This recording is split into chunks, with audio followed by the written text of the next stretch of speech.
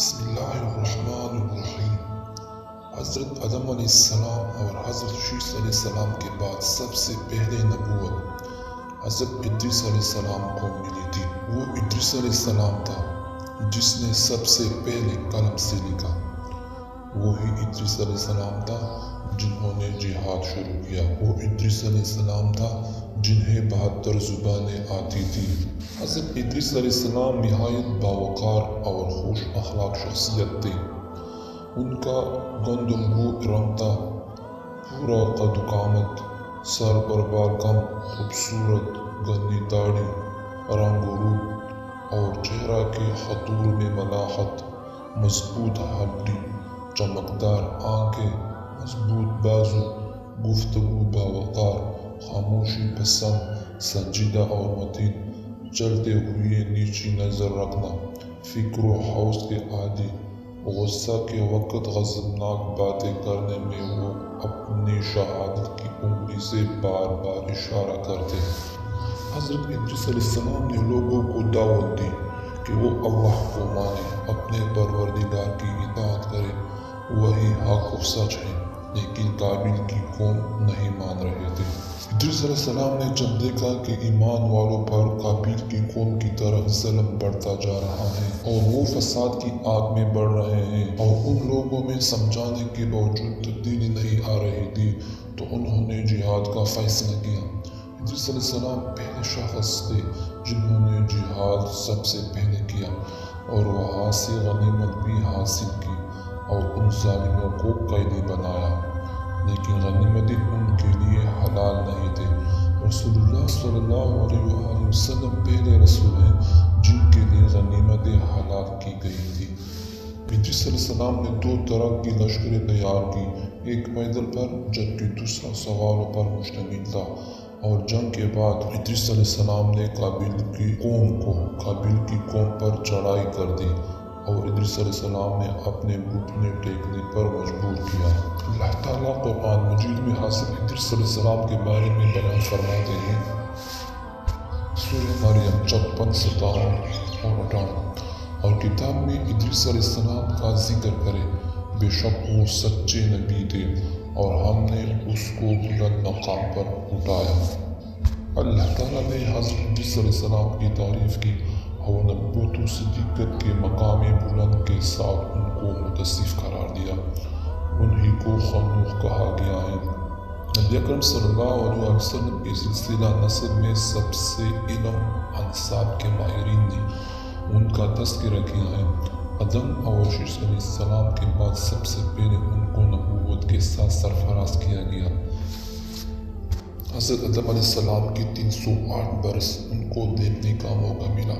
لوگوں کی ایک جماعت کا خیال ہے کہ یہی وہ نبی ہے جس کا بیان حضرت معاویہ رضی اللہ عنہ بن عقبہ وسلمہ کی حدیث میں ہے کہ رسول اللہ صلی اللہ علیہ وسلم سے ریت پر لکھنے کے متعلق سوال ہوا۔ اس دعوت میں لوگ ریت پر لکھ کر کچھ حساب بنانے اور آئندہ کی خبروں کو اندازہ لگاتے تھے، اور تو آپ نے فرمایا ایک نبی ایسا لکھا کرتے تھے جس کا خط اس موافق ہوا اور وہ ٹھیک ہے۔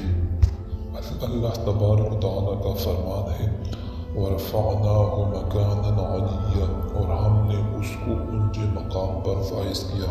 یہ اسی طرح ہے جیسے صحیحین میں حدیث معراج میں ہے کہ نبی اکرم صلی اللہ علیہ وسلم ان کے پاس سے گزرے تو وہ 4تھے آسمان میں تھے۔ حضرت ابن عباس رضی اللہ عنہ نے حضرت کعب رحمۃ اللہ علیہ سے سوال کیا کہ ادریس علیہ السلام کے متعلق اللہ کا فرمان ہے بسم اللہ الرحمن الرحیم رفعناہ مکانا علیہ کا کیا مفہوم؟ حضرت کعب رحمۃ اللہ علیہ نے کہا اللہ تعالیٰ نے ادریس علیہ السلام کی طرف وحی کی کہ میں تمام اولاد آدم کے اعمال کے برابر تمہارے اعمال آسمان کی طرف بلند کرتا ہوں، شاید اس وقت کے بنی آدم مراد ہوں گے۔ ادریس علیہ السلام نے چاہا کہ ان کے اعمال میں مزید اضافہ ہو۔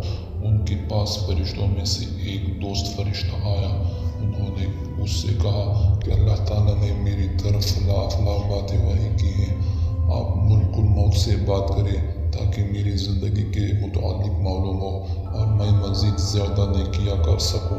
فرشتے نے انہیں پروں پر اٹھایا اور آسمان کی طرف لے کر چڑھا۔ چوتھے آسمان تک پہنچے تو وہاں موت کے فرشتے سے ملاقات ہوئی۔ وہ نیچے اتر رہا تھا۔ فرشتے نے ملک الموت سے ادریس علیہ السلام کے بارے میں بات کی۔ اس نے کہا، ادریس کہاں ہے؟ فرشتے نے کہا، وہ میری پشت پر ہے۔ ملک الموت نے کہا، تعجب ہے، مجھے اس لیے بھیجا گیا تھا کہ میں چوتھے آسمان پر ادریس علیہ السلام کی روح کو قبض کر سکوں، اور میں سوچ رہا تھا کہ میں ان کی روح چوتھے آسمان پر کیسے قبض کروں، تو وہ زمین میں ہے۔ پھر اس نے وہاں ادریس علیہ السلام کی روح قبض کی۔ اسی کے متعلق اللہ تعالیٰ کا فرمان ہے، بسم اللہ الرحمن الرحیم، وَرَفَعْنَاهُ مَكَانًا عَلِيًّا، اور ہم نے اس کو بلند جگہ پر اٹھایا۔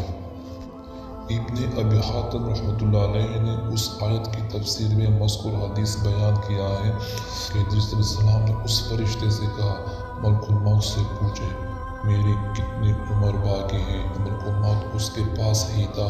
اس نے پوچھا، ادریس علیہ السلام کی عمر کتنی باقی ہے؟ ملک الموت نے کہا، میں دیکھ کر ہی بتا سکتا ہوں۔ تو اس نے کہا، تو نے ایسے شخص کے متعلق پوچھا ہے جس کی عمر آنکھ جھپکنے کے وقت کے برابر باقی ہے؟